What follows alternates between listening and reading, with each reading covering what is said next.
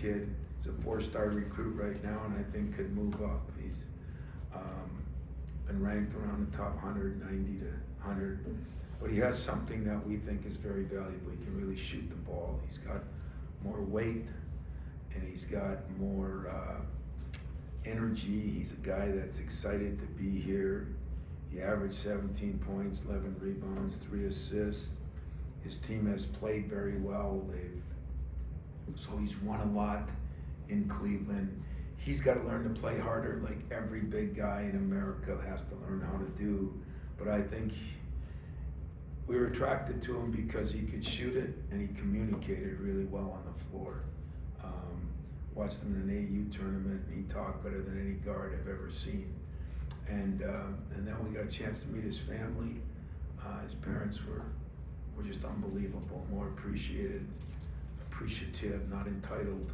And so we looked at Jesse early. We liked Jesse early. We moved on Jesse early. In Kur Teng, we were looking for a guy. Since he was the first player to commit, he was a top 50 guard, and yet he's been kind of a, not as heralded as some top 50 guards would be. He's been ranked in the top 10 as shooting guards most of his career. He's played for a guy in Vinny out at Bradford Christian Academy that is unique. I've never seen a guy that coaches his heart as he does, and because of that, this kid has been coached. And as we know, kids that he's played in the MBPA Euro Camp. His family is from Africa, actually, and he has incredible respect for the game, for people. He shot 48%, almost 49% from the three. He can really shoot it, and averaged 18 points in a pretty good league. So we think he's got a body that will be more ready to play, because we very well going to lose 3 guards, and I think it's going to be very important on what we recruit. And yet between the 2 classes, we're trying to shore up some of those guard positions. In Jase Richardson, we get a little bit of everything. We get a guy who can shoot it. Probably the best thing is, it is an honor to have a son of a former player that is a big-time recruit. He's, right on the edge. Hopefully he'll be a McDonald's All-American by the time the year's up. He's ranked in the top 25 or 30 from most polls. He's ranked among the 3 best combo guards, and I think that's what he is. He had a knee injury 2 years ago. I saw him play, and he was good, but he was just coming back. I saw him last summer, and his game is elevated to a whole new level, and now he's even taken it to another level. I think the health of him has made a big difference. He can pass it, he can shoot it, he can defend it, and he can rebound it. He's a very aggressive rebounder. As he gets stronger, and maybe that would be the only thing right now, as he gets stronger, like his dad went through, I think this kid has a chance to be one of the great combo guards, because I think he can do it in a lot of different ways that we've had. And he too, his family, his mother was a coach, believe it or not. He's got a brother, so it's all in the family. They all are big basketball nuts. He lives, eats, and sleeps it. And I think he's going to be a great addition to add on to what we have, but on what we need. And I think that's going to be really important to us in the near future. Questions?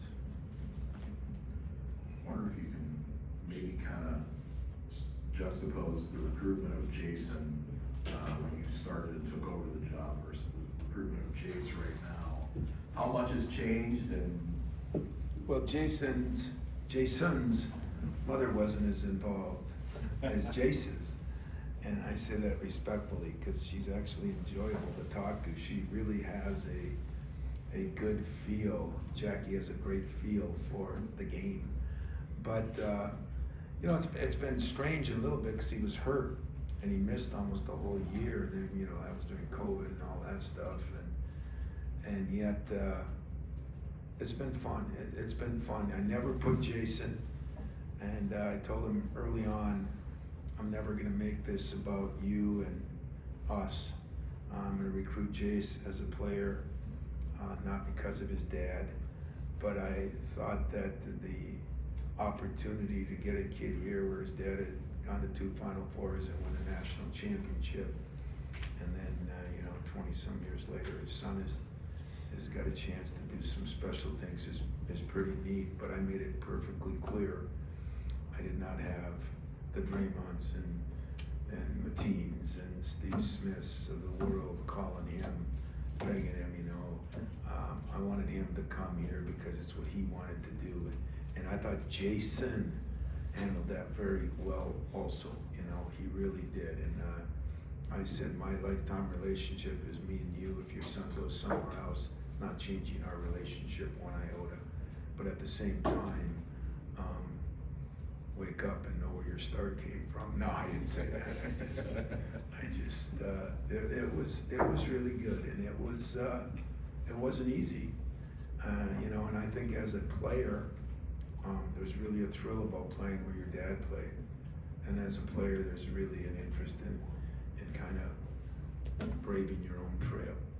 And so I understood that, and we were really upfront about that from day one. And but what I liked about it when it was over, I think he was really excited, and I think his family was, and that's important to me.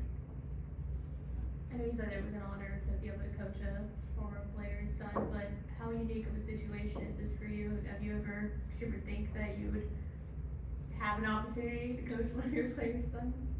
Hell no, I didn't think I'd be here that long.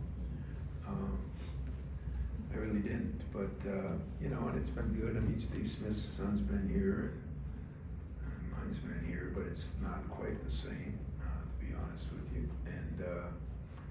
And so, you know, Jason as a player was such a good kid. I mean, it was amazing, you know, where you think he was a top kid, and he came in here, I don't know, played 15, 17 minutes as a freshman, which for most kids at that level wouldn't be what they wanted to, and he handled things so well, and yet, you know, I won't say his son's gonna be the same because number one, hopefully the needs are different, but number two, times have changed. But I think when you're raised like that, I mean, this kid's a great student. You know, his mother must have done a hell of a job, is what I told JR, but he's a great student. He's, I mean, you can carry on a conversation with him. I mean, and even though in this era of entitlement, I don't think he's entitled at all, and that is a tribute to them. Tom, a lot of top programs are turning more towards the portal to roster build, and you see that, I guess, the landscape of high school recruiting changing. Is it potentially advantageous for a program like you that's still really emphasizing? It's advantageous. It's a problem, you know. Like one of the problems is right now is we have 5 veterans and 5 almost rookies. You know, I mean, you can call Carson. He played some last year, and Trey, but they didn't play much. So you don't have guys that have played 4 years or 3 years in a program and played a lot of minutes, and that's why I you know, should tell our fan base some of this can take a little time. You know, it really is, and it's not an excuse. It's just a fact of life. If we're going to play them, if we're not going to play them, it'd be different. But you know, I don't know what tomorrow brings. I really don't. So y'all know how I feel about, you know, the transfer rule. Y'all know how I feel about the pay for play compared to NIL, and yet you got to do what you got to do, and other programs are doing it, and I've decided to go this route right now, and that doesn't mean that you know, things aren't gonna happen, maybe 3 guys go pro and something else happens and you gotta do what you gotta do, but I like the fact that we feel we're giving high school kids an opportunity to come here and grow in our program. We're not looking at them as, you know, guys that are gonna be here a year and then go some other school for a year, some other school for a year. You know what, maybe that'll work and maybe it won't. You know, this is new territory for everyone. I saw a lot of teams that paid a lot of money to get kids last year and didn't finish very high. I saw other teams that it worked for. You know, everybody's gonna have a different way of doing it, and nobody knows the correct way right now because nobody's really, you know, played it out yet. This is only really 2 years that it's been in effect, so time will tell, but I like what we're doing, I like the way we're doing it, and if we can keep the players we got and then just kind of reshuffle and get talented players in, I mean, this will be a highly ranked class right now, and there could be one more, so I like the position we're in. Anything else? Can you talk about Kur Teng a little bit? You mentioned earlier that he was one of the first ones to commit. How did you, what initially struck you about him? You know, Impressed you and everything? we always look at programs guys play from, and are they our kind of guys? Are they this guy's coach? You know, we saw him in some AU tournaments year before, and he was just a lovable guy that was hard on his players, demanding of them, and he's had some big time players.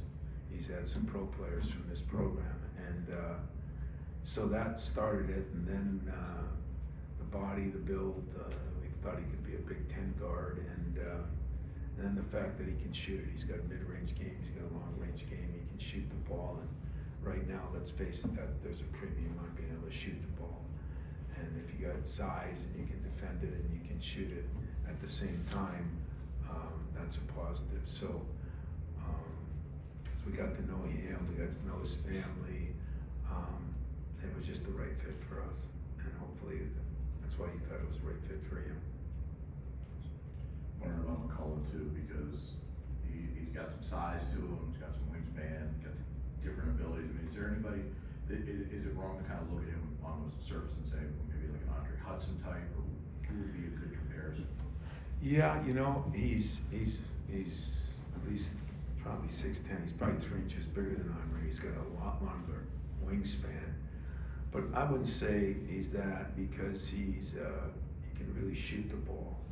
But that wingspan, he's got a body that can, I think, put on some good weight, and we project him as a guy that could really help us down the road because he's got all the measurables, and yet he's got a dad who pushes him, a coaching staff who pushes him, and he seems to love the game. There's not a lot of big guys that love the game, and that's been one of the things that attracted us to him. He loves the game, he communicates on the court.